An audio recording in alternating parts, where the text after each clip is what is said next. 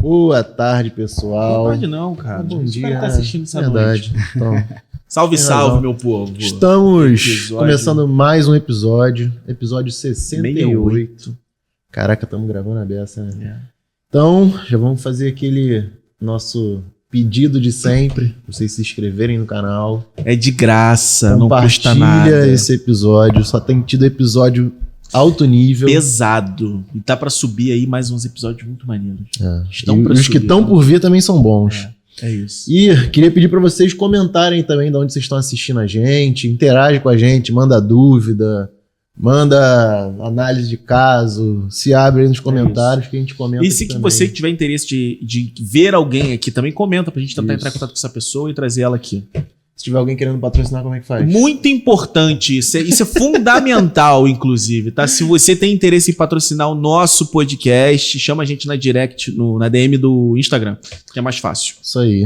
Então, vamos apresentar o convidado? Bora, fica à vontade. Hoje a gente recebe aqui Diego Pereira, do DB House.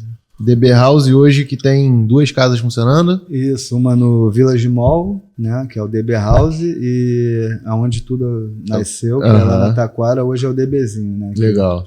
DB House, para quem não é do Rio, é um restaurante que cresceu bem nos últimos anos, fez um barulho grande aí, provavelmente você conhece alguém que já foi no DB House. Verdade. Mas é um prazer, cara, ter você aqui com a gente. Conta aí um pouquinho da sua história, da sua trajetória, como é que você chegou no food, como é que o DB House aconteceu? Você já contou algumas coisinhas aqui pra gente, parece que a sua história é muito maneira. Vou falar um pouquinho, então. O que acontece? O DB House nasceu no quintal da minha casa, né, na verdade.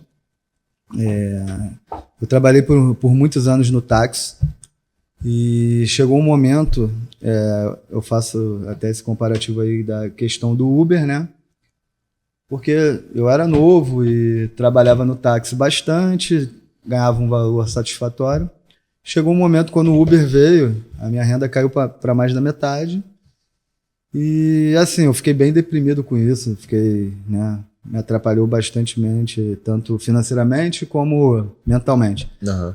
E eu tô junto já da minha esposa há muito tempo e a gente começou a pensar em formas de rentabilizar, para mim, né? Porque no caso ela já trabalhava, e como eu poderia rentabilizar e também ter uma vida profissional que me satisfazesse. Não que eu não tenha gostado de trabalhar no táxi, pelo contrário, um trabalho muito digno, trabalhei durante 8 anos, tenho amigos que continuam lá e dou todo o valor, só que eu queria algo que dependesse da minha pessoa, né? Não algo que fosse um trabalho, mas algo que dependesse da minha criatividade, né, do meu empenho assim, em busca de tudo, clientes, etc. E aí a gente inicialmente pensou em montar um food truck, né, porque tem uma praça próxima da nossa casa. Isso foi em que ano? 2018, né? 2018. O porquê que surgiu de montar um food truck? Nós moramos em uma casa bem grande, Jacarepaguá, que na época morava minha sogra, minha cunhada, meu sogro, todo mundo junto, e o meu filho pequeno, eu tinha um filho só até então, e na verdade já tinha os 2, né, mas um era pequenininho. E aí nós fazíamos churrasco todo final de semana, absolutamente todo final de semana. Gostávamos de trazer os nossos amigos lá para compartilhar momentos, e aí a minha sogra era responsável pelas guarnições, né, pelos acompanhamentos, que inclusive ela também é sócia nossa no DB. Eu fazia o churrasco e a minha cunhada fazia sobremesas. Então daí juntou, né, o nosso cardápio do DB veio dessa união. E na verdade eu não fazia um bom churrasco, eu fui desafiado pela minha esposa e as primas dela, principalmente, ficavam me sacaneando que um amigão meu, o Léo, fazia o churrasco melhor do que eu. E aí eu decidi aprender, né? E aí a gente fazia um churrasco em casa. E qual era o diferencial, né? Na parte das carnes, a apresentação. Eu fazia as carnes e fazia uma apresentação bacana. Diferente daquele churrasco de casa que o pessoal corta na tábua cheia de sangue, bota ali naquela travessa de, sei lá, de alumínio já toda amassada e serve. A diferença é que eu botava numa travessa bacana, numa tábua, e o pessoal curtia bastante, enfim. E aí a gente pensou, vamos fazer algo voltado para o churrasco. Pensei em fazer um delivery dentro de casa, só que é um caminho muito bom o delivery, né? A gente pode falar um pouco sobre isso mais para frente. Só que, imagina, você está abrindo algo, as pessoas não conhecem o seu trabalho, é mais desafiador. Sim. Então, tem uma pracinha ali próximo da nossa casa, a gente pensou inicialmente em fazer um food truck, né? Certo. E aí a minha esposa, ela, como sempre trabalhou em multinacional, ela tinha um bônus a receber e ela falou, Diego, vamos pesquisar um food truck pra gente comprar, ver quanto é que vai dar e tal, e a gente monta, tá? Eu falei, beleza. E a gente começou a pesquisar isso. Só que no meio desse caminho, o meu filho estudava numa creche na Taquara e a dona desse espaço informou para minha sogra, que era amiga dela de infância, que a creche ia encerrar e a gente ia precisar trocar o nosso filho de escola. Por que eu tô falando isso? O DB House nasceu nessa creche. Caraca. Como assim? A minha sogra virou pra minha esposa e falou, vai ter que trocar o Antônio de escola. Uhum. Aí eu, tá, beleza. Ela, cara, por que a gente não vê lá com a Cristina, que é o nome da proprietária do imóvel? A gente alugar lá o local? Eu falei, pô, tá maluco, a gente não tem R$1, deve ser muito caro.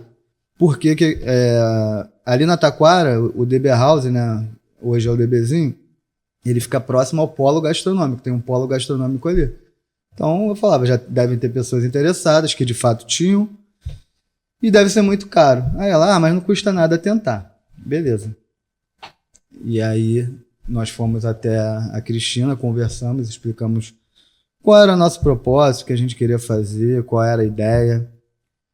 E ela topou.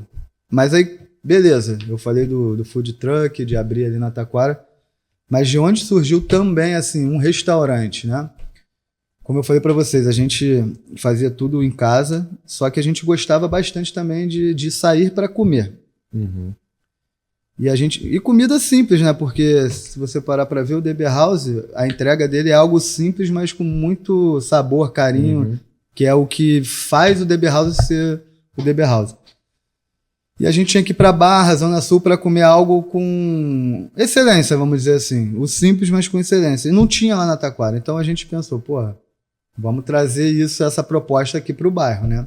E aí foi essa ideia. A gente conversou lá com a Cristina, que botou em contato com o filho dela, que é o Leonardo. E como eu falei aqui para vocês há pouco, vocês não acreditaram, literalmente a gente abriu o restaurante sem ter R$1 em conta. Cara, essa história é muito boa. Né? E como é que fez, cara? Como é que tipo, vou assim mesmo e vai dar certo? Então, aí isso até é um conselho que eu dou, né? Se a gente coloca e planilha tudo, você nunca vai fazer, né? É que nem tem muita gente que fala, eu só vou ter filho quando eu me formar, casar e etc. Quando vai ver, passou, não teve o filho, ou vai ter muito tarde, se arrepende. Eu acho que no negócio, obviamente, a gente tem que ter pé no chão, né? E calcular riscos e tudo mais. Mas se lá na época eu entendesse da forma que eu entendo hoje, não teria feito, né? É mesmo? Não teria feito, porque não tinha dimensão nenhuma dos números, de nada. E quando a gente fala, assim, por menor que seja o negócio, né? Você se assusta, dependendo até da sua realidade. Como eu falei, se você é um cara que já tem um certo... Até a pessoa que tem uma grana ali guardada, quer investir, ela fica com medo porque é o patrimônio que ela conquistou de perder. Imagina você que não tem nada e só está arriscando, né? Então a gente às vezes se assusta, mas tem que ter coragem e tirar do papel ali e botar o negócio para acontecer. Foi fácil? Não, óbvio que não. Né? Eu fiquei 6 meses dentro da obra lá, cansei lá de passar final de semana enchendo caçamba de entulho da loja, né? Não é que não tinha um dinheiro para pagar o cara para ir lá e encher, mas eu pensava, pô, esse dinheiro que desse aqui para economizar. Eu vou comprar ali, sei lá, material, alguma coisa, exatamente. E aí, obviamente, amigos foram ajudando, né? Alguns me ajudaram na própria obra. No dia da inauguração, teve um outro amigo que a gente não tinha estoque de comida, nada. A gente conseguiu a façanha de montar a loja. Que já foi, dali já era uma vitória, né? Já ali, pô, montamos, né? E aí, a gente não tinha estoque, não tinha nada. E também a loja ainda não estava pronta, assim. A minha esposa tinha cravado a data, que era 19 de junho de 2019. Faltava um dia, ainda tinha um monte de coisa para terminar, né? Para montar. Eu lembro até hoje ela. Tava um amigo nosso lá, o Vinícius. E aí, vamos adiar? Aí eu acho que é melhor adiar. Ela, não, vai abrir amanhã. Caralho. Aí eu fiquei lá. Mas isso não foi diferente, não. Agora, depois eu conto pra vocês no Village, na expansão, eu tive o mesmo, tipo o piripaque do Chaves que tu conta, né? Então, o que eu tô fazendo? Assim, eu tenho minha esposa, minha cunhada, minha sogra, bastante gente por trás, assim, na sociedade. Tenho hoje sócios, investidores. Mas eu que estou de frente para o negócio até hoje, independente da escala que seja. E tem momentos que te deixam, né, ansiosos, Com certeza. sabe, com aquele vazio, frio na barriga, porque eu estou de frente com tudo, né? São problemas diários, a gente vai falar um pouco sobre isso também, resolvendo o tempo inteiro. E lá atrás, a diferença é que eu não conhecia nada, né? E aí, a gente conseguiu no outro dia inaugurar, tá? E como que a gente montou equipe, cardápio, como que nasceu ali ao todo essa loja? Eu tenho um amigo, irmão, e hoje ele é casado com a minha cunhada, é nosso sócio também, que é o Bernardo. Ele é chefe de cozinha nos Estados Unidos, né? Muito maneiro. Se eu não me engano, são 13 anos que ele tá nesse mesmo restaurante. E o cara começou abrindo o Ostra. Hoje ele é chefe executivo de 4 lojas.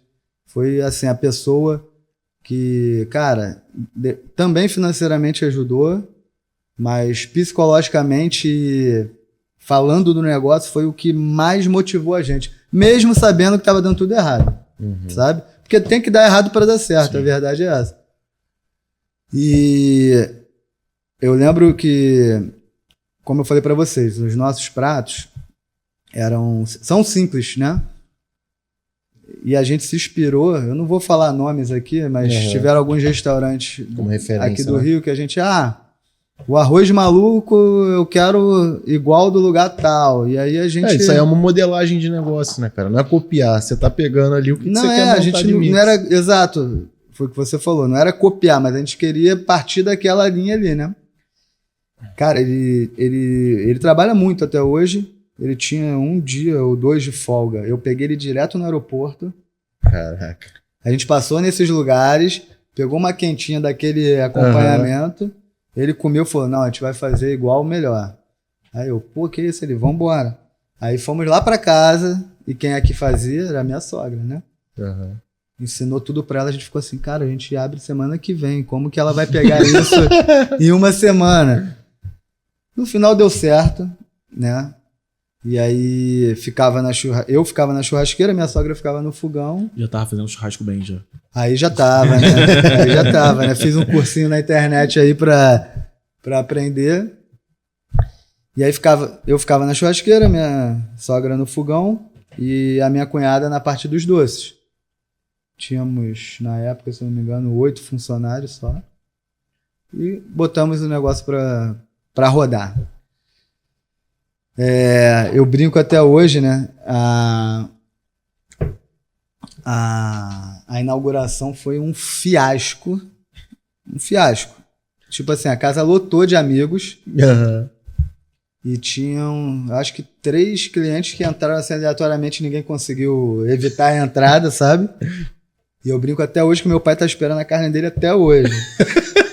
Sabe? Cara, foi muito ruim. Não é que foi muito ruim. O meu nível de exigência e aquilo que eu tava imaginando foram 6 meses ali ralando. Aí eu falei, pô, a inauguração vai ser top. Aí eu volto a falar para vocês, não? Aconteceu isso depois em outra loja, de tipo assim, não atingir a expectativa, mas de forma diferente. Mas, por exemplo, o sistema falhou na inauguração dessa loja, na da outra também. Uhum. E eu tava em casa, e meu amigo Pedro, que é do táxi, a gente se tornou bastante amigo, é um cara pra cima que, sabe, foi uma escola na própria época do táxi até hoje, um cara, porra, muito, muito bacana, visa sempre crescer, evoluir, fazer o bem. E aí, inclusive nesse dia, eu liguei pra ele: Pedro, preciso pra caramba resolver um monte de coisa, cara, vou pagar a tua diária, vem pra cá, me ajuda, pega a Camila, vai resolver as coisas. Ele: não, tá bem. Aí resolveu, ele ficou lá na loja, eu fui pra casa tomar banho, ele me liga: ó, você tá achando que vai pra onde? Um desfile de moda, o quê? Pau tá comendo aqui, o sistema deu problema. Eu: meu Deus. Ele: mas eu tô aqui, vou ajudar a resolver. E realmente ele já tinha trabalhado em restaurante há um tempo, ele conseguiu nos ajudar. E no dia seguinte,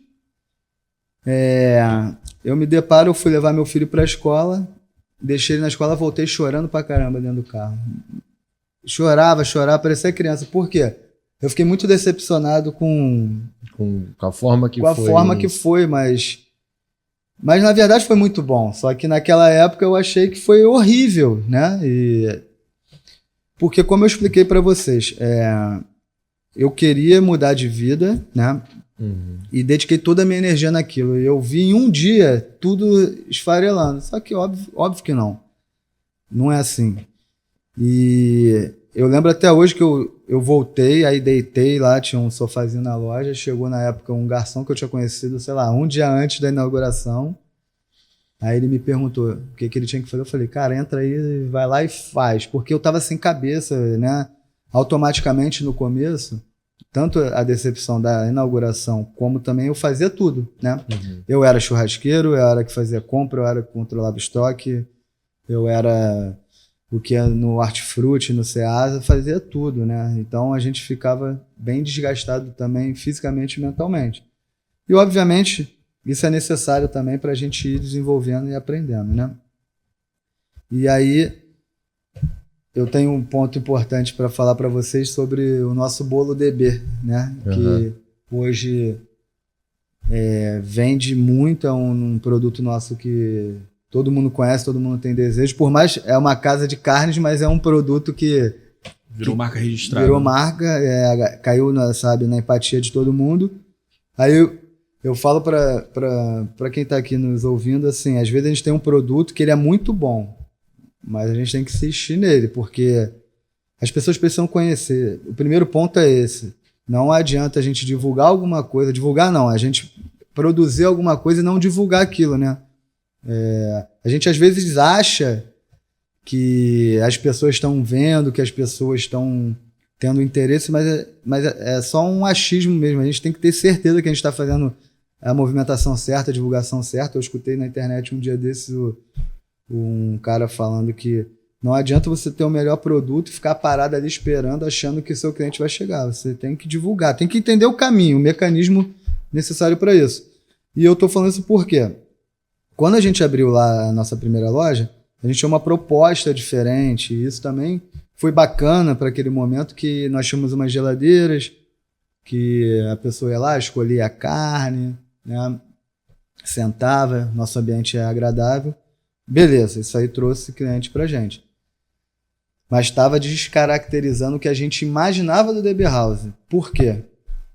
O DB House é um ambiente para família, é um ambiente para você ir lá, comer, se sentir feliz, obviamente tomar uma cerveja e um drink. Só que o foco, né, é uma refeição e você sair dali feliz com isso. Uhum. Eu quero que a pessoa tome um chopp, um drink, não é um foco de bar. Sim.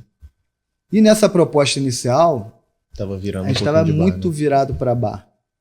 Aí, só que é engraçado, né? Eu acho que isso foi necessário até para o nosso crescimento, né?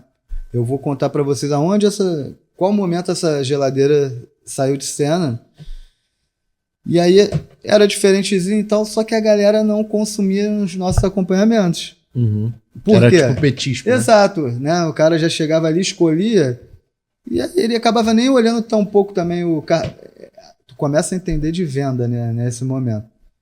Quando você tem um cardápio, você induz o quê? A entrada, né? Os acompanhamentos, a proteína. Quando eu tinha essa geladeira...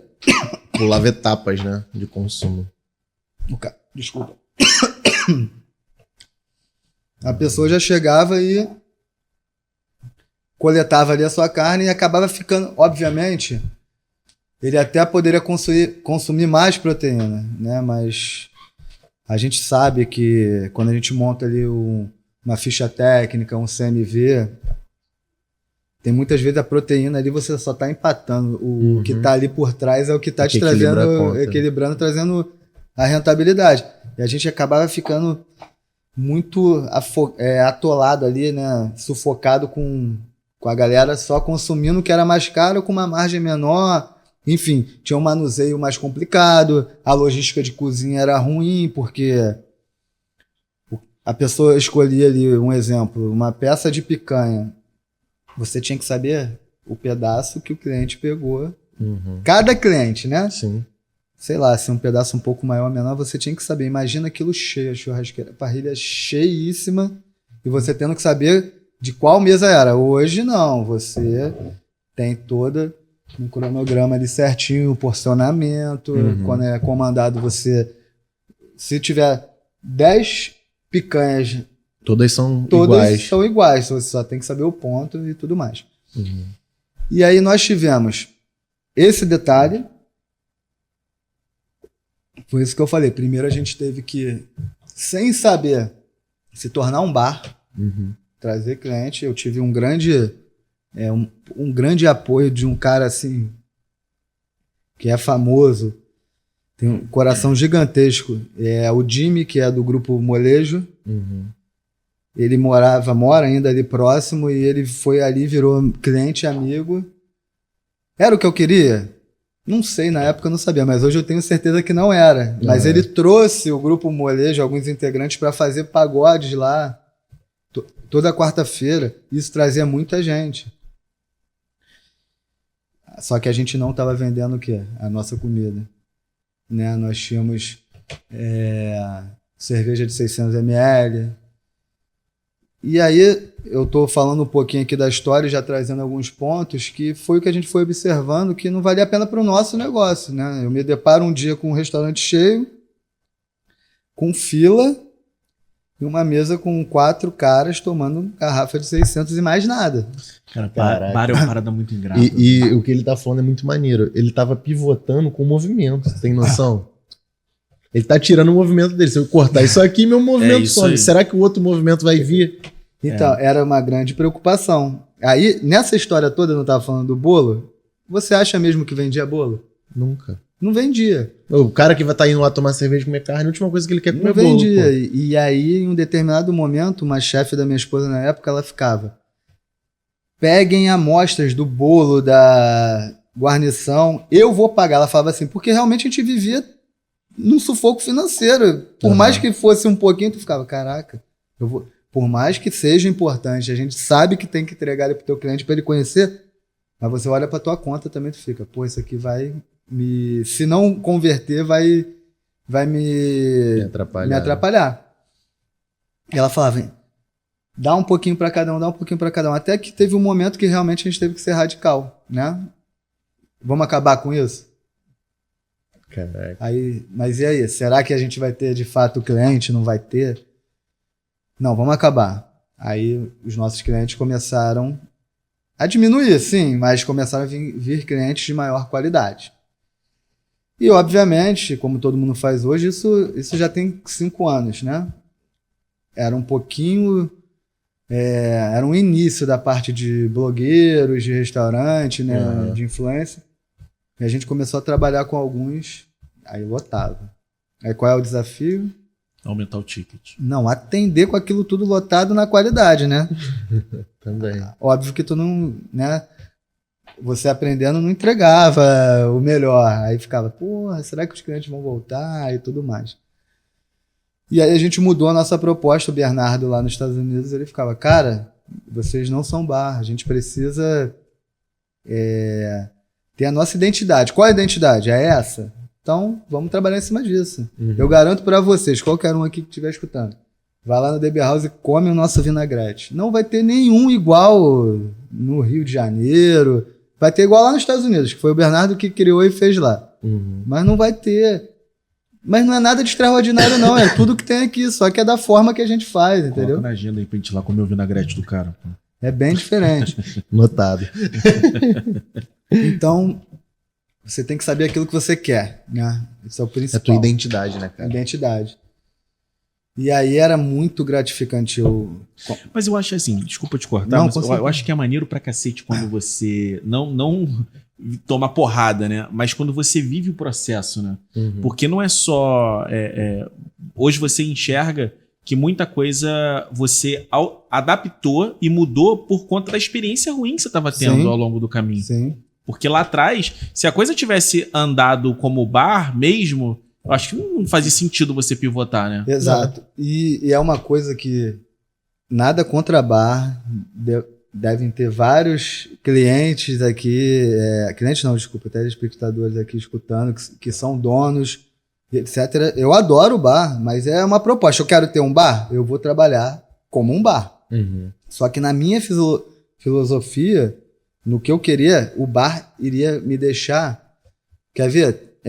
Tem um cara que é meu amigo e eu acho fenomenal. Não sei se vocês já conversaram com ele, mas se tiver oportunidade, chamem. É o Diogo do Artichoke. Inclusive, Caraca, é importante eu até deixar claro isso aqui, porque o Diogo ele tá devendo uma vinda aqui no podcast desde março. Foi quando eu falei com o Diogo. Desde março. Então, Diogo, se você estiver assistindo... Ou se alguém que conhece o Diogo estiver assistindo esse episódio manda agora... pra ele. Manda mensagenzinha pra ele, porque ele tá me devendo, tá com o WhatsApp lá pendente. Ele falou assim, espera só passar a comida de boteco, que eu vou. Comida de boteco já passou tem anos, meu irmão. E o cara tá aí, ó, me enrolando. E aí, por que eu acho assim? Ele conseguiu consolidar um bar. Sim. Obviamente, ele é um bar-restaurante também. Sim. Só que algo que tenha longevidade, sabe? Não a modinha, né? Exato. O meu medo era o quê? O DB House ser uma modinha de 1, 2 anos. Eu não quero. Isso é muito comum. Cara, e é muito comum, agora tá se tornando comum nos restaurantes também.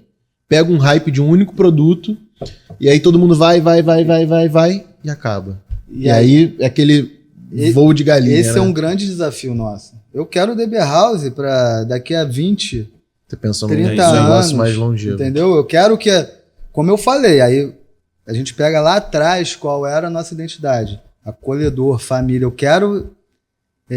Royal Grill é um restaurante da Barra que já tem, sei lá, 50 se tu pegar anos. Esses restaurantes mais longevos são os que criam afetividade com o cliente.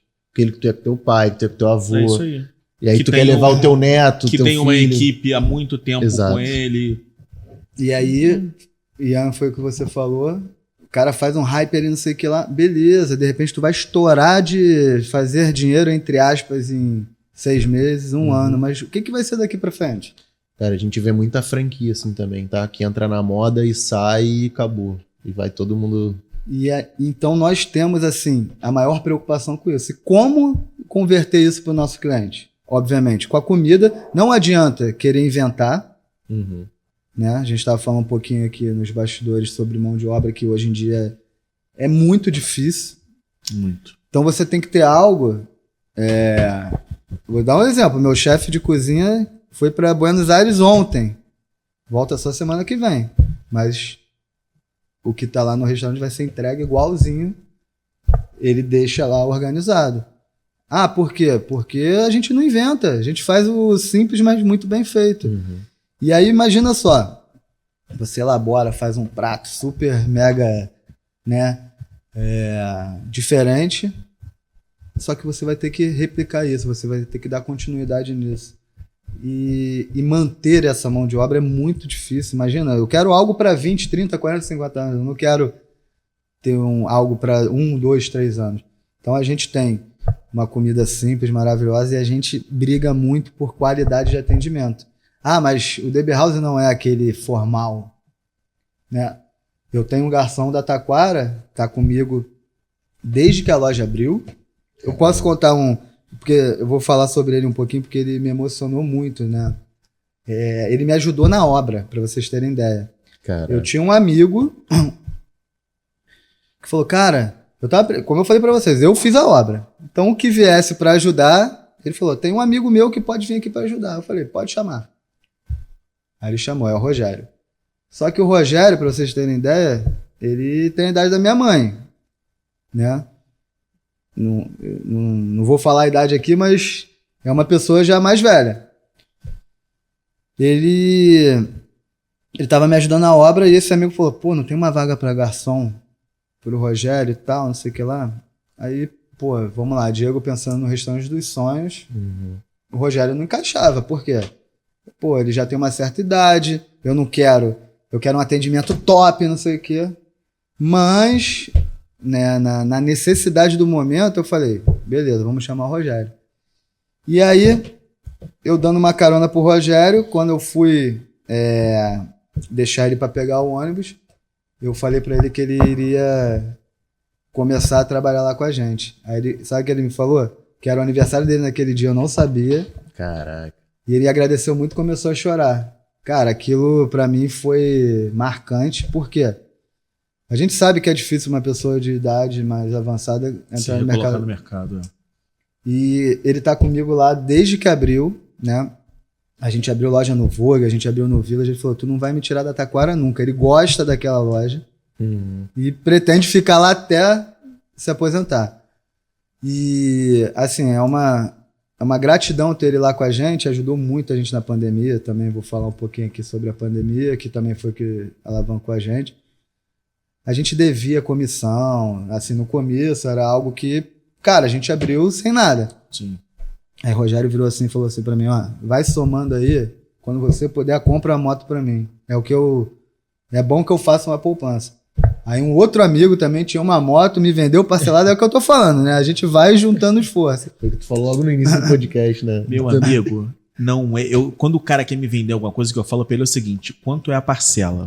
Cabe no bolso? Não é o quanto custa, é o quanto parcela, cara. Parceladinho eu vou até em helicóptero. E aí, ele tem a moto dele, até tá lá com ele hoje. E é um cara que nunca foi garçom, mas tá de férias agora, inclusive. Os clientes estão sentindo uma falta lá dele absurda, né? Já tiveram vários momentos da minha esposa, caraca, o Rogério é muito devagar, que não sei o que, pô, não dá. Eu, calma. E aí ele foi evoluindo. Realmente ele não é rápido, né? Mas pau tá comendo lá, tá pegando fogo, o Rogério tá ali, ó, contornando, os clientes gostam dele. E é isso que importa, né? É um conjunto de fatores. Então, é isso, é o nosso acolhimento com o cliente. A gente procura, sempre vai ter um problema, sempre vai ter algo a melhorar, né? A gente procura ter a nossa régua lá no topo. E é muito louco. Quando você entra nesse ramo, nesse mercado, você fica chato, né? Todo restaurante, bar, lanchonete que você vai, você fica que nem um tarado olhando, observando tudo, né? Mas tem um lado bom, que confesso que são raros os lugares que eu entro e eu falo, tá vendo? Tá melhor que o nosso. A gente tá pecando ali e a gente vai tirando as conclusões para trazer para melhorar pro nosso restaurante, né? Por quê? Porque a gente fica lá, temos reuniões semanais com as lideranças pra gente estar mantendo o nosso nível de qualidade máximo. Não é o cara lá todo formal, mas a gente quer um garçom atencioso, um garçom que muitas das vezes o cliente já chega a saber o nome dele. No Village Mall isso é um pouquinho diferente, né? A ida pro Village foi em que ano?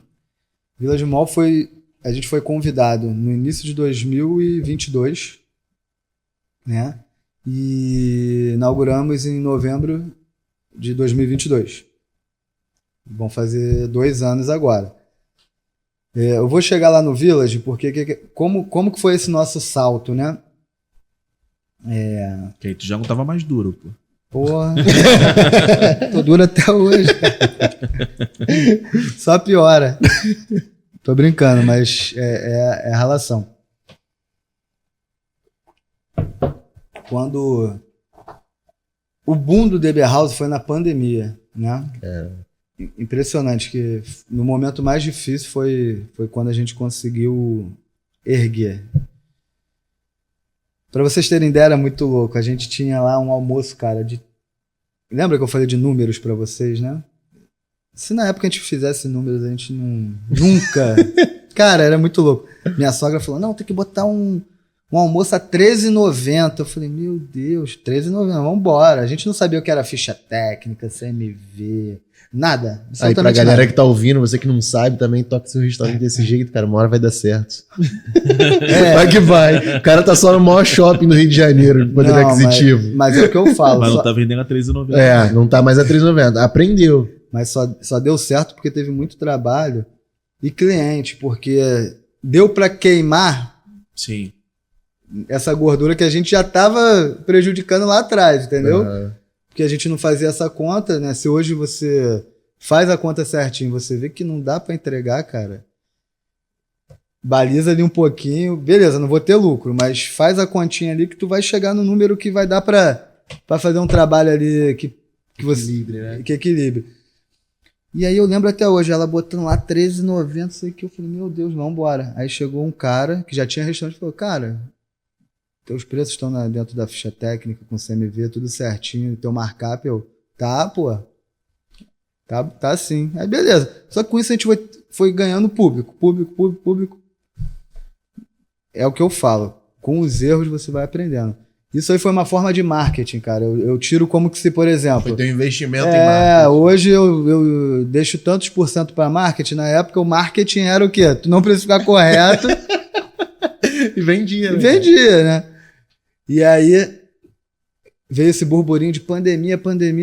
Ninguém acreditava, né? Só que o restaurante ficava lotado. Daqui a pouco começou a ficar com algumas mesas. E outra coisa que eu vou falar. Quando você... focar em algo, falar, eu vou expandir, eu vou, sei lá, abrir um novo leque aqui no meu negócio, vai e faz, porque a gente já tinha ideia de fazer delivery, vai ficar, pô, mas não vai dar, porque atendo muito cliente, não sei o quê, e a gente foi obrigado por causa da pandemia, né? Quando começou a esvaziar, sei lá, uma semana antes do lockdown, eu já tava eu e minha esposa, vamos fazer o delivery. E aí a gente começou a desenhar um negócio. Loucura, Rogério ficava... O telefone ele tocava, ele anotava na mão, quando desligava já era outro. Cara, loucura. Em resumo, chamei todo mundo, né, os funcionários, como eu falei para vocês. E eu não tenho vergonha de falar. Eu abri a loja, eu nem sabia lei trabalhista, sabia nada. E eu fiquei, se eu não me engano, quase um ano... com todo mundo sem carteira assinada, mas não era porque eu queria ser sem vergonha, não, porque eu nem sabia como é que funcionava o negócio. A verdade é essa. E isso que você tá falando é muito maneiro, Diego. Cara, aonde que a gente aprende a pagar imposto? Aonde que a gente aprende, meu irmão, que eu tenho que comprar com nota, que eu tenho que fazer isso, que eu tenho que fazer aquilo. Cara, o que eu já errei é brincadeira, mano. Não, mas isso não é só o mercado de restaurante. Não, assim, no geral, eu falo cara. pra todo mundo, assim, quando eu abri a agência, a minha profissão nativa, eu sempre fui diretor de arte. E quando que tu aprendeu a ser empresário? Eu aprendi a ser diretor de arte, irmão. Eu não aprendi a ser dono de agência. E aí você começa a entender o processo. Isso que você tá falando é muito maneiro, cara. Às vezes tu erra numa parada tão grotesca, sei lá, vigilância sanitária, tem que fazer tal coisa. Cara, tu nunca vai imaginar que tua cozinha tem que ter uma pia só pra lavar a mão, pô. Exato, não pode ter papelão, uma coisa, lixeira são os detalhes. Aí, tipo, teu insumo vem no papelão. Aí tu fala, vem no papelão, mas eu não posso ter papelão. Loucura. E eu não falei pra vocês, né? Eu vou voltar aqui na parte da pandemia só para que eu tinha esquecido. Cara, eu cansei de ir em São Paulo buscar carne. Todo mundo me achava... Não é porque eu não tinha. É muito louco isso. São alguns cortes específicos que hoje o fornecedor me entrega, mas na época ele não me entregava.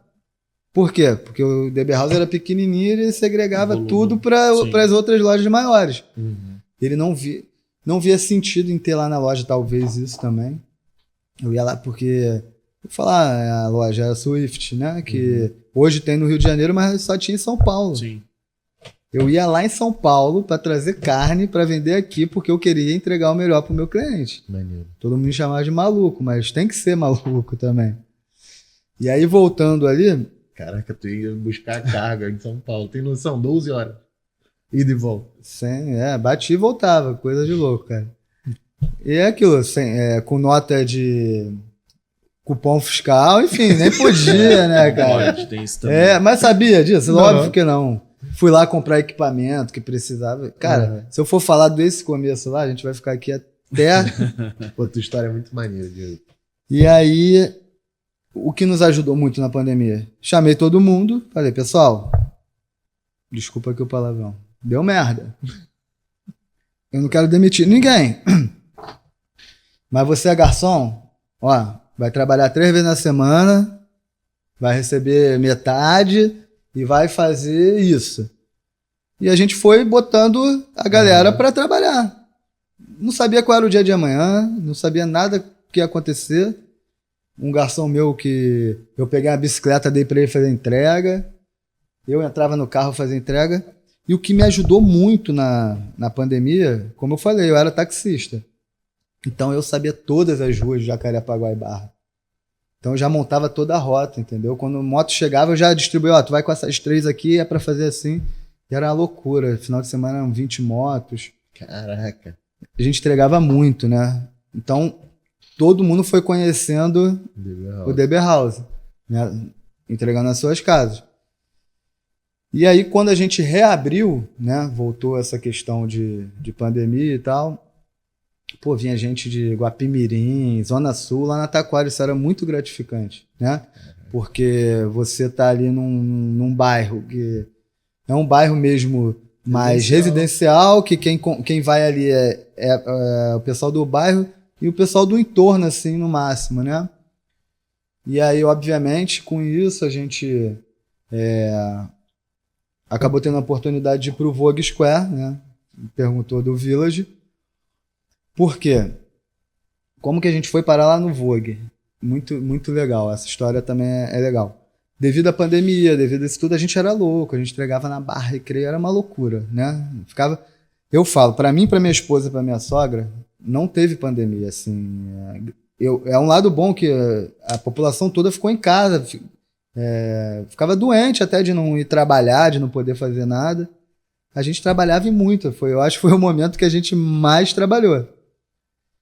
E aí, um belo dia, a minha esposa tem um grande amigo e ele tem vou até fazer a propaganda aqui da academia dele, que é a Vitória CrossFit. Sim. Aqui pertinho, inclusive. Tem algumas. E aí ele falou, e ele conhece muita gente de Jacarepaguá Barra. Ela falou, vou te mandar aí uma comida pra você fazer divulgação. Ele, não, garoto, que isso? Eu vou pagar. Não, porra, tu conhece muita gente, não sei o quê. E ele não conhecia ainda. Comeu, achou muito bom. E aí ela brincou, falando assim, pô, tá ruim, né? Porque as academias estavam fechadas. Se der ruim na academia, vamos abrir um lá na Barra da Tijuca. Vende tudo e vamos abrir um na Barra. Aí ele brincou, pô, nem precisa vender, gente. Como não? Aí vamos conversar. Aí por que como não? Porque o sogro dele, né, que é o dono do imóvel lá do Vogue Square. Uhum. A gente se conheceu, se conectou, gostou da história do DB, a gente apresentou, né, os resultados, e aí ele investiu na gente pra gente poder ir pro Vogue Square. Exato. E aí chegamos no Vogue. Isso foi que ano? 2021. Foi bem pós-pandemia mesmo. Eu lembro do Vogue com fila. Foi bem... do Vogue com fila. E foi um grande desafio, por quê? O Vogue bombou e a Taquara caiu. Caraca. Mas não era o mesmo público. Mas quando eu tinha só Taquara, lembra que eu falei que a Zona Sul... A galera deixou de ir pra Taquara. Deixou de ir pra Taquara. E aí, como eu falo pra vocês, é desafio a todo momento, né? Como equalizar isso? Como deixar as duas lojas iguais? Por isso que chegou um momento que uma ficou DB House, a outra DBzinho. Você tinha que entregar o mesmo valor, o mesmo produto com valores diferentes. Era complicado. E a gente foi fazendo esse trabalho para conseguir manter as duas lojas em alto nível e que não interferisse uma na outra. E aí a história do Vogue, né? Você falou, tinham filas e filas. A gente já entrou lá com vários desafios por causa, enfim, questão administrativa do shopping. Tinha algumas coisas que impactavam a nossa operação. A loja, né, minúscula. Tô falando de uma cozinha, sei lá, de acho que 20 metros quadrados, no máximo, explodindo. E você tendo parrilha, uma porção de coisas. Cara, a gente fazia... Todo mundo que foi lá, que quis visitar a cozinha, assim, quem quiser ir lá hoje no Vilas, que quiser conhecer a nossa cozinha e tudo mais, pode falar lá com a gerência. Fala, como que vocês tiram essa comida maravilhosa daqui de dentro? Porque realmente era algo muito desafiador. E, obviamente, como eu falei para vocês, o nosso chefe de cozinha, o Renan, ele nos ajudou muito nisso. E é muito legal porque o Renan, ele era de um outro restaurante lá da Taquara e a gente se conectou, ele veio trabalhar com a gente, começou na Taquara, mas já com a obra do Vogue. Ele era o chefe que iria pro Vogue fazer o Vogue acontecer, né? Uhum. Só que ele tinha 23 anos, eu acho, 24, e assim, ele é muito criativo, muito, sabe, o cara é brabo, todo o nosso sucesso hoje também tem a mão dele, assim, que fez a gente crescer bastante. Só que ele não tinha nada da parte administrativa, né? De cozinha, de liderança, essa parte que você falou de vigilância. E eu lembro até hoje, eram meses, dia atrás de dia, eu lá, ó, treinando com ele. Renan, isso tá errado. Era chato, ele lembra disso, era chato. Para ele conseguir desenvolver. Hoje ele toca a cozinha do Village, que a gente tira lá, sei lá, 200 executivos por dia, né? E ele faz isso com muita excelência. Não, o trabalho lá não é fácil. Uhum. Mas a partir do momento que você tem uma boa equipe, né? Uma boa gestão, treinamento, a gente consegue fazer com que aconteça. E aí, falando um pouquinho do Renan, por que eu entrei aqui falando do Renan? O Renan hoje, ele inclusive mora comigo, tá? Porque ele é de Maricá. Uhum. E o avô dele mora em Realengo. E aí meus filhos praticamente moravam com a minha sogra e o meu apartamento tinha 2 quartos. A minha esposa falava, Renan, pô, é muito perigoso pra você ir pra lá à noite, não sei o que. Acabou que ele foi roubado no Uber. Ele falou, pô, tem aquela vaga aí no quarto? Tem. Então o Renan é uma pessoa hoje que já se tornou, né, da família. E eu tô contando isso para chegar na história do Village, né? Porque teve uma situação muito engraçada. A gente passou, eu e minha esposa, um momento aí financeiro apertado, porque tem um lado bom, tem que remar bastante. A gente ainda tá remando muito, né, pra gente colher os frutos que a gente quer. E a gente ficou por muito tempo dependendo única e exclusivamente do trabalho dela, né? Com loja no Vogue, Square, na Taquara, mas pagando conta, né? E, enfim, a gente ficou um momento sem carro e o Renan emprestou o carro que a mãe dele tinha dado para ele e pra gente. E ele falou para minha esposa, vocês não vão querer andar nesse carro, porque realmente o carro tava sabe? Era um carrinho bem velhinho, mas... Não, minha esposa, a Camila, falou, não, pode trazer. Pô, a gente tinha um carro, assim, top do ano. Ela, por motivos lá de trabalho que ela teve que sair, a gente teve que entregar. A gente pegou um carrinho, assim, bem caindo aos pedaços. Só que a resiliência é pra você aprender também, sabe? Às vezes, principalmente eu, tô falando particularmente, sou um cara que... Carro é uma parada que eu gosto muito e aquilo eu tive que me doutrinar pra minha mente aceitar aquele momento, sabe? E aí a gente ficava usando o carrinho dele até que a Multiplan marcou uma reunião com a gente no Vogue. Porra, eu todo arrumado, eu e Camila. No meio do caminho o carro enguiça. Qual era o carro, cara? Cara, era uma ideia.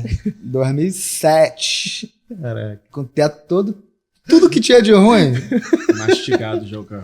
Um banco torto, era saco cheio de gasolina. Né? Aí era um problema lá que tinha um segredo, enfim. Eu sei que eu consegui botar pra funcionar, cheguei lá todo suado. Eu falei, cara, já estava atrasado, e a loja do Vogue aberta, eu falei, eu vou esconder esse carro lá na China, né? Imagina eu chegando pra fechar um contrato com o Village Mall, o maluco ia olhar assim, calma aí. Tô brincando, mas é óbvio que isso, né, te gera um desconforto, vamos dizer assim. E aí, nesse dia em específico, a gente chegou lá, e aí 2 pessoas lá da Multiplan nos procuraram. E a gente começou a conversar e surgiu... Tinha dinheiro? Tinha dinheiro pra abrir? Óbvio que não. Óbvio que não. Eu tô esperando ele chegar na parte da conversa que ele ia falar assim, não, agora, porra, eu tô bem. Nesse momento que eu tava bem. Não, então, óbvio que não. Aí, tipo assim, eles chamaram a gente, aí contou toda a história e tal, que queria a gente... E é muito louco, porque eu e Camila, a gente íamos direto nós íamos lá no Village pra almoçar, jantar, a gente fala, caraca, já pensou o DB aqui e tal, porra, é o sonho, sabe? Aí a gente fala, quem sabe, daqui a uns anos, um dia, não sei o que, aí chegou lá, os caras conversaram com a gente, aí beleza. Porque nessa época, a sociedade era minha família e nós já tínhamos sócio investidor, só que lá do Vogue. E... Cara, e a brincadeira lá pra abrir a loja no Village não é... Era alto, parado. Aí liguei pra esse meu sócio e falou, cara, vocês estão malucos. Vai tirar dinheiro da onde? Eu falei, não sei, cara, mas a gente tem que ir pra lá, Aí que eu liguei pro sogro do amigo da Camila, que é meu amigo também. Que ele não era meu sócio nessa loja do Vogue. A gente tinha uma parceria ali, que o imóvel era dele e tal. Aí liguei pra ele achou interessante e tal. Veio no Rio, que ele não é do Rio, conversamos. E bateu um martelo que a gente ia abrir a loja lá. Porra, loucura, né? Mas aí vem vários outros desafios, né? Que não é só o dinheiro, como você fala. Cara, é uma loja... Porque quando você vai fazer uma obra, uma loja de rua, no próprio Vogue, que era uma loja pequena, beleza. Mas quando você pega uma Multiplan que tem um nível assim lá em cima, a régua deles é lá em cima, a exigência deles é lá em cima, cara. Uma obra de madrugada, vários desafios a serem... E o custo que era 10 virou 40, né? Falou tudo. A gente mensurava um valor assim e quase dobrou. Caraca. Quase dobrou. Porque você tem que derrubar. A gente falou, a loja era o McDonald's. Quando eu entrei lá, eu falei, pô, já era o McDonald's. Caraca, eu só vou botar uma churrasqueira ali no canto. Teve que derrubar tudo, absolutamente tudo. Mas como eu falei, a gente vai aprendendo o tempo inteiro. Na minha frente, até hoje, mas é como eu falei, é que o Papai do Céu faz as coisas da forma que tem que ser. Na frente da minha loja tinham 2 lojas, 3 na verdade, que estavam praticamente no osso. Seria muito melhor pegar aquela loja e levantar ela. Só que na época eu olhei e falei, porra, já tá montado, né? Vai ser tranquilo. Que nada, foi pior. Só que automaticamente, quando a gente pegou, né, a primeira loja, a loja que ficava do nosso ladinho fechou. E a gente absorveu ela também, né? E isso foi o pulo do gato para nossa loja. Isso já tava com a loja aberta já. Já tava com a loja aberta. Só que a gente estava passando por desafios ali, porque o espaço era pequeno, né? A gente atendia 60 pessoas. Pequeno mesmo. Muito pouco. Ficávamos escondidos no shopping, né? Tava sem vista nenhuma pra tua loja. Sem visibilidade alguma. Uma marca nova, querendo ou não. A gente tem uma rede social muito forte que ajuda bastante, mas também tem que ter o dia a dia ali do público do entorno, do público que passa por ali. É diferente vou dar um exemplo que é da mesma marca, o Barra Shopping, que, né, tem bastante cliente o tempo inteiro. O Village Mall já melhorou bastante com isso, mas são clientes específicos que estão passando ali e visualizando. Então a nossa loja ficava bem escondidinha. E quando essa outra loja liberou, a gente não tinha também. Aí Literalmente, não tinha dinheiro, né? Já tinha outro sócio que tinha entrado. A outra loja fechou. Aí falaram que eu era maluco, psicopata, né? A loja não tá dando dinheiro, como que tu vai pegar a outra loja? Só que eu falei, cara, não tem o que fazer, é sobrevivência, porque o aluguel lá é pesadinho demais, muita coisa. A gente precisa vender muito. E se a gente pegar outra loja, a gente vai ficar de cara pro gol. A gente vai ficar de frente igual todos os nossos concorrentes. E aí a gente vai fazer a brincadeira. Mas era uma aposta quase que de fé, né, meu? Quase que de fé. É porque tu tá apostando e ainda tá aumentando teu custo. Ou vai ou racha. Loja que não tava bem ainda, né?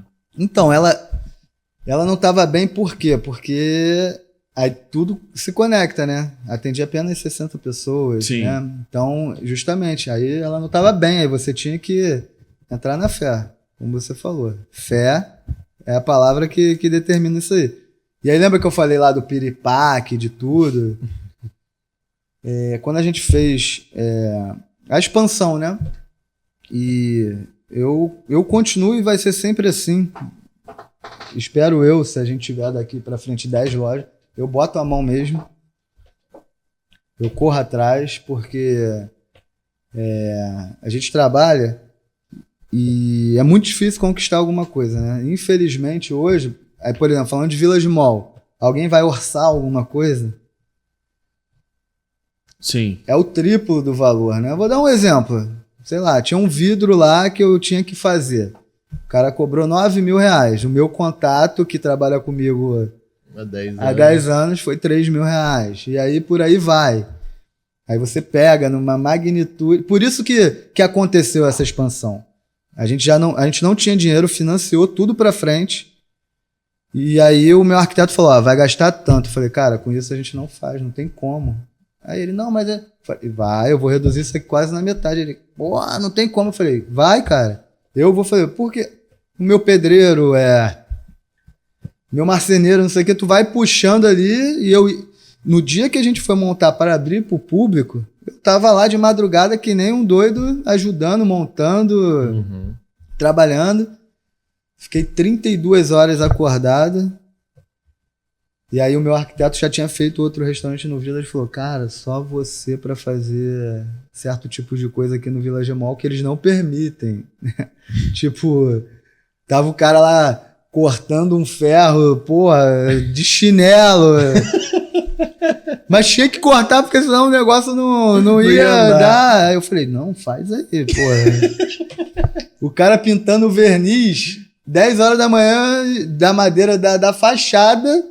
E o shopping abrir daqui a 1 hora. E o cara, não, o ajudante já foi embora. Eu, Léo, pelo amor de Deus, termina isso. E o cara do shopping já lá em cima de mim falou, cara, tem que abrir a loja. Eu falei, meu Deus do céu. Enfim, nasceu. E hoje, não vou falar que tá maravilhoso, mas a gente tá trabalhando para chegar nisso. Mas tá legal, tá bacana. A gente tá conseguindo hoje alimentar a nossa empresa ali. A gente tá fazendo um bom trabalho, tá conseguindo pagar tudo em dia, tudo certinho. A gente teve passivo desse momento, né, não tão bom, não vou falar ruim, né, da inauguração para cá, mas a gente está convertendo, está revertendo, na verdade, Essa loja está aberta há quanto tempo, Village? Ela inaugurou, agora eu não lembro se foi 23 ou 24 de novembro de 2022. Vai fazer 2 anos.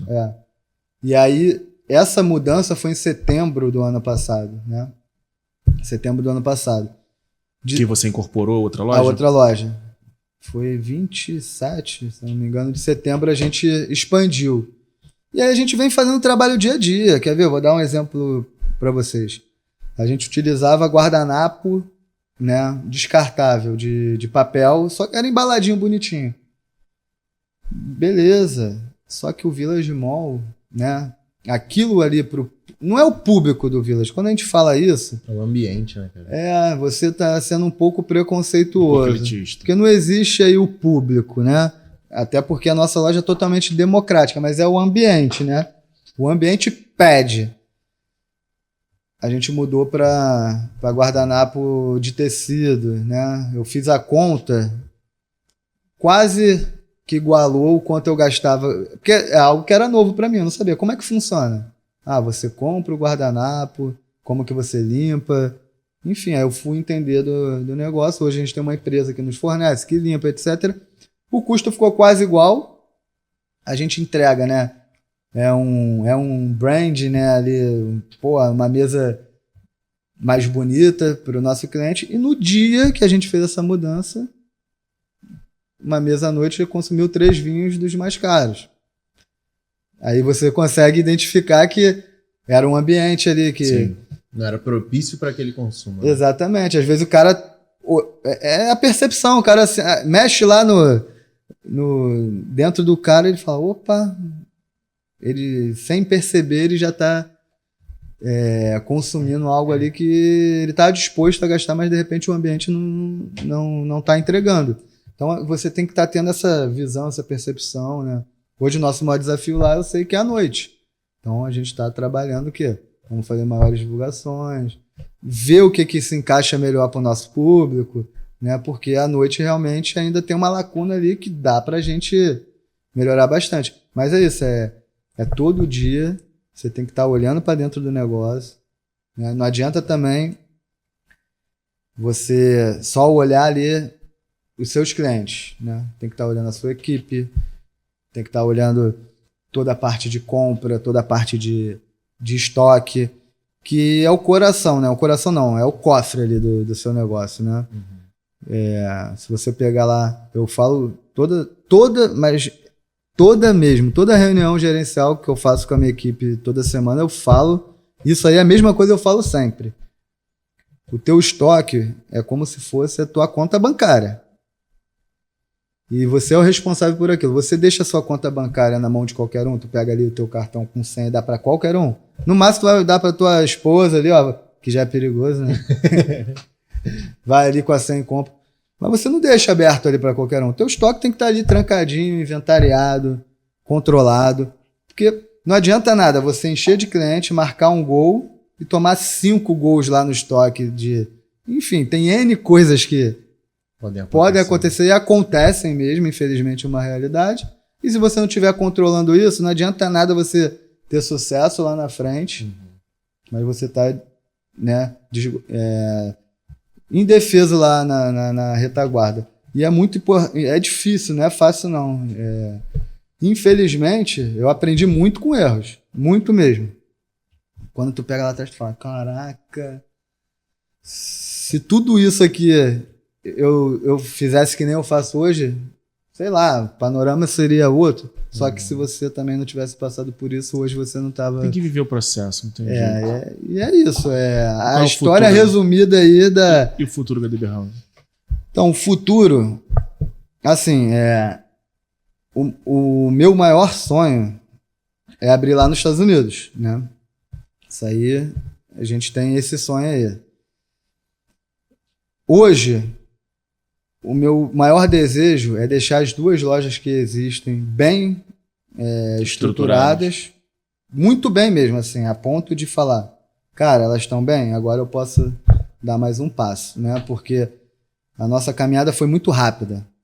E isso, consequentemente, fez a gente aprender muito, mas fez com que a gente também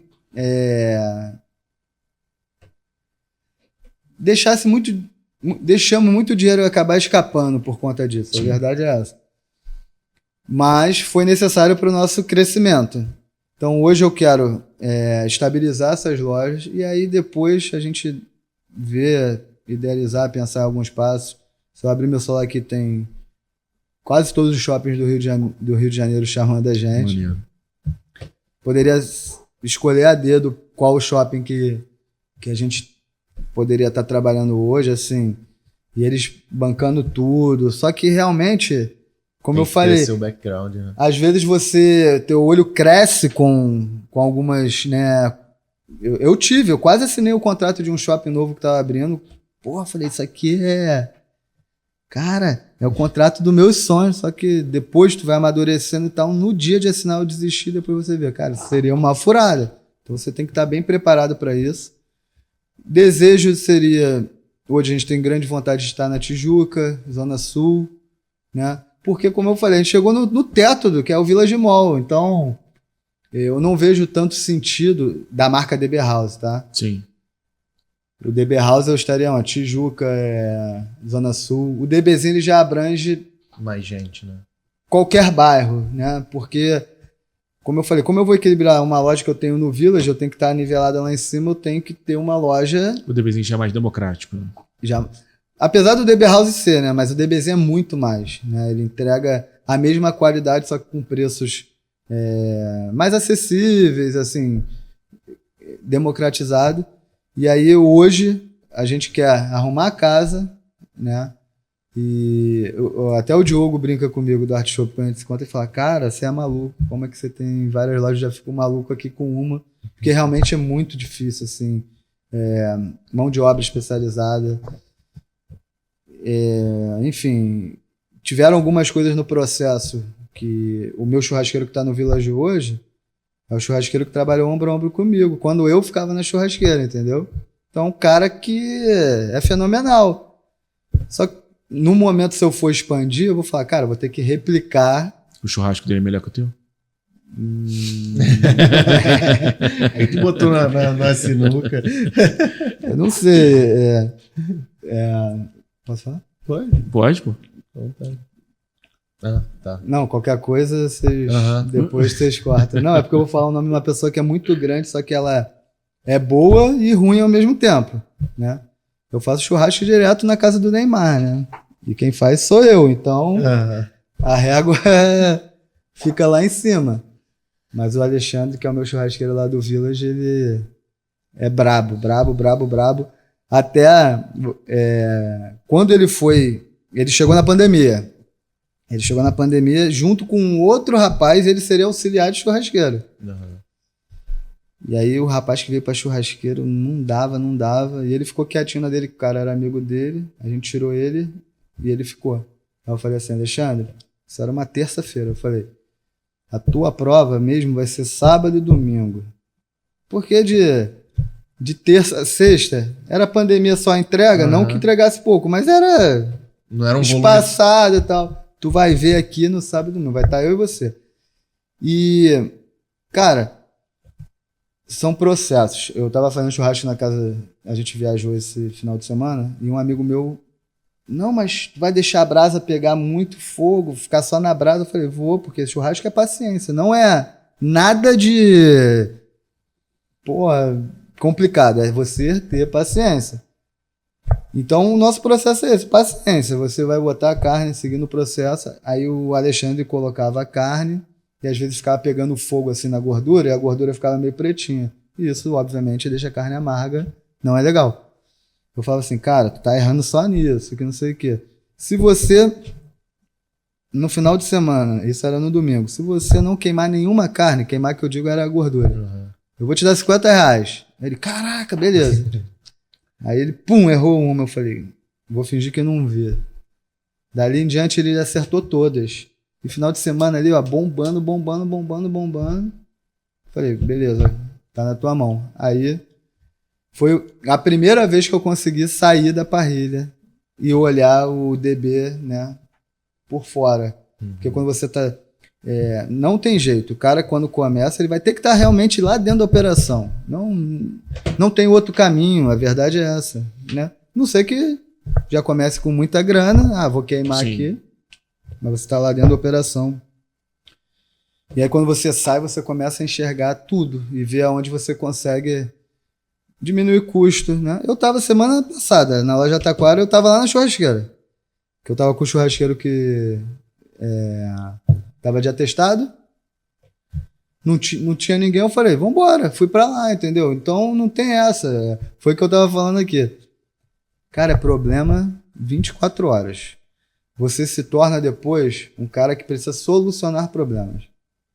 O tempo inteiro. Não adianta achar que assim, vai chegar uma hora que eu não tenho mais pra... Mentira! Obviamente você delega pra gerência, etc., vão filtrar, de repente vai chegar até você só os mais, né? Mais cascudos. Cascudos. mas nunca vai acabar. Eu lembro a minha sogra uma vez, lá na Taquara, bem no começo, ó, estourou um cano, sei lá, ela, meu Deus do céu, ontem foi não sei o que, hoje é o que eu não falei. Não, pô. Eu falei, é isso. Todo dia a gente vai ter um probleminha para resolver. E é saber lidar com isso. É isso que eu falo para a liderança. Eu falei, pessoal, todo dia vai ter um problema para resolver. E aí você vai aprendendo com esse problema para minimizar. Mas é isso. A história nossa, basicamente, é isso. Maneiro, muito maneiro. A gente está aí no DB House, assim, que está me trazendo muita coisa bacana em relação a network, a aprendizado. Eu adoro futebol, o jogador do Botafogo vai lá pra caramba, meus filhos ficam malucos. Maneiro, muito maneiro. E, cara, pra você, onde foi a virada do DB House? Porque, pô, tem um cara que falou pra gente aí que ficha técnica eu nunca tinha nem ouvido falar, era quase outra língua. Então, justamente, pós-pandemia, né? Mas teve algum fato que falou, não, aqui eu me liguei que... Não, então, justamente, virou a chave. Quando acabou a pandemia, né? Na pandemia era, vambora, na raça. Vai cobrar quanto? Eu acho que é isso que o cliente vai pagar. No pós-pandemia, que aí surgiu essa possibilidade de abrir uma loja na Barra, quando eu tive um medo violento de ir para a Barra. Eu falei, será que os clientes vão gostar do DB House na Barra? E aí a gente teve que começar a profissionalizar, né? Aí eu falei para vocês, a gente não tinha funcionário registrado. Aí a gente já começou a registrar todo mundo. A gente contratou uma empresa que ela, né, começou a mapear o DB House, aí botar a missão, visão, valor da empresa, o que a gente pensava no DB para o futuro. Essa empresa fazia recrutamento de... A gente, inclusive, hoje ainda tem parceria com eles, recrutamento de colaborador. Elas são psicólogas também, então fazia toda essa triagem. E também não falava especificamente, né, desses pontos, né, dos indicadores e tudo mais, mas, olha, isso aqui existe. Já liga um alerta. E o Bernardo, né, ele já sabia disso tudo. Foi o que eu falei, só que ele soube encaixar as coisas nos momentos corretos, entendeu? Uhum. Porque se ele fosse falar sobre isso logo quando eu abri, eu ia falar, cara, vai pra merda, eu tenho que ir no Ceasa, eu tenho que... Tu ainda vai falar que eu tenho que preencher planilha, pô? Eu vou te dar um exemplo, eu fazia a compra, tem que comprar por bar 10 garrafas de vodka. Aí na semana seguinte tinha 2, tem que comprar 8. Tem nada, estavam me roubando 5. Caraca. Mas a cabeça, por mais bobo que possa ser, eu tinha que fazer tanta coisa, eu não conseguia enxergar. Quer dizer, eu não sabia na época que isso era o principal. Eu tinha que, talvez, pecar em outras coisas e focar no controle. Tão simples, tu entrar no seu sistema. Ver como é que tá a tua venda daquele produto. Pô, vendi tantos drinks tal, seriam tantas garrafas. Só que aí você começa... na pós-pandemia eu comecei a fazer isso tudo, né? Eu fiz curso, né? Falei do próprio Marcelo Marani aqui, fiz vários acompanhamentos, fiz curso lá presencial, e aí a gente foi aprendendo, né? Aí a gente montou uma equipe administrativa, né? Uma pessoa para fazer compras, uma pessoa para poder trabalhar em cima dos números, né? A gente faz DRE todo mês, tudo bonito. Só que isso aí realmente foi nessa virada, quando a gente foi profissionalizar e captar sócio, porque o primeiro sócio que eu te falei, ele olhou e falou, é algo que é bacana. Mas a gente ainda não tinha... background todo. Não tinha. A gente precisava ainda trazer essa experiência de mercado para dentro da empresa. A gente precisava ganhar corpo com isso. A gente tinha... Por isso que eu falei lá no começo. A gente deu certo vendendo prato de R$13,90 porque a gente tinha muito cliente, as pessoas gostavam muito. Mas se você começar assim, né, que é difícil você ter esse sucesso com o público muito rápido. E aí se você começar fazendo o que eu estava fazendo, você quebra em um mês. 2 meses. Porque realmente a conta não vai fechar, né? Se você tiver um volume muito grande, aí você vai ter um resultado pequenininho, vai estar ali queimando, empatando, porque tu tá tendo um volume muito grande. Uhum. Mas quando você para entender, fala, caraca, meu irmão, é qualidade, né? É entrega. Eu vou ganhar o quê? Se eu precificar aqui correto. Aí hoje a gente tem uma pessoa que faz as nossas fichas. Por exemplo, a ficha técnica. A gente não tinha nutricionista quando a gente abriu. Foi o que você falou. Pô, vigilância sanitária, lixeira com pedal, pô, papeleira e sabonete na área de lavagem, não sei o que. São coisas que são básicas, mas que não é passado. E aí, eu acho que uma pessoa entrou no Instagram e se comunicou. E a gente, cara, nutricionista. E a nutricionista veio, começou a fazer as fichas técnicas, fazer markup. E um grande diferencial que eu não falei aqui, que eu acho, a minha visão, tá? Do DB House, fora do humanizado ali no restaurante, atendimento é o nosso Instagram, né? Que foi a minha esposa, é a minha esposa até hoje que faz. A gente até já teve algumas empresas de marketing e tal, tá voltando. Porque ninguém consegue ter a essência dela. O DB House hoje na internet é a visão da minha esposa. Certo. As fotos, a forma de se comunicar, a linguagem. A gente nunca patrocinou nada, vai começar agora. A gente nunca, é todo orgânico nossas redes sociais. E tudo através de foto do celular. Óbvio que de um tempinho pra cá a gente já fez algumas fotos profissionais. Mas é isso mesmo, a gente pede um prato, caraca, bonitão, pum, tira a foto e o que tá ali é o que a gente entrega, entendeu? Então tem uma comunicação, ela fica pirada porque as pessoas ficam mandando um direct, é ela que responde. Aí não é aquela resposta robótica, sabe? Isso faz muita diferença. A gente tá querendo ver em escala como que a gente consegue, obviamente. Já ouviu falar no Estúdio Livre? Melhor agência que eu conheço. Tá faltando, seja livre, cara. Aí, ó, tá vendo? É isso. Mas é isso, cara. Pô, momento de jabá agora, porque como você falou que tem vontade de abrir em Orlando, abrir na Tijuca, abrir na Zona Sul, faça seu jabazinho aqui pra câmera agora, chama o cara e como é que ele vai te achar, como é que ele te encontra. Como é que encontra as redes sociais do DB House também? Então, eu sou muito bom de olhar pra câmera, não.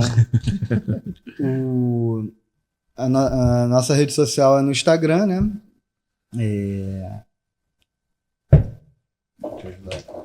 Eu abro aqui. Não, é arroba, né? No Instagram começa com arroba. Então, porque não sou eu que faço, é minha esposa. Então, é arroba DBHouse _, né? E, inclusive, tem uma pessoa que, cliente, DB House _, isso mesmo. Entrou no direct, eu vou estar semana que vem lá na Zona Sul com ele para conversar sobre sociedade. Ele entrou em contato com a gente através do Instagram. Se tiver alguém interessado aí, até mesmo, não é só na parte de business, querendo abrir alguma coisa, enfim. Se quiser bater um papo, falar um pouco, já várias pessoas, no começo mesmo, né? Eu aprendi uma frase do Marcelo Marani, que a gente está sempre com um chapéuzinho do aprendizado e da humildade. A gente está aprendendo sempre. Verdade. E muitas pessoas, desde o começo, já se interessaram em conversar. Eu estou aberto, marcar um almoço, a gente conversa lá, se for para dar alguma ajuda no negócio de vocês, que tem a ver com o DB, eu puder ajudar. E se tiver interesse, obviamente, querer ser parceiro nosso, algum sócio investidor, alguma coisa, pode entrar em contato aí no direct do Instagram. Vão passar o meu contato e a gente conversa aí um pouquinho.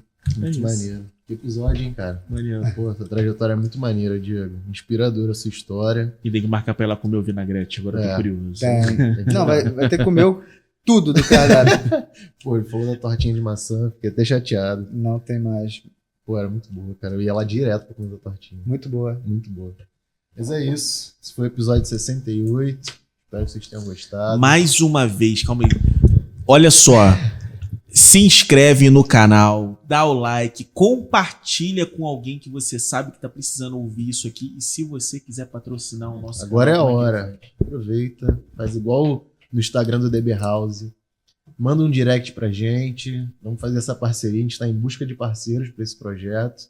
E agora é a hora, hein? Aproveita que tá no início. Aproveita que o muro tá baixo. Galera, Valeu. muito obrigado. Até a próxima. Valeu.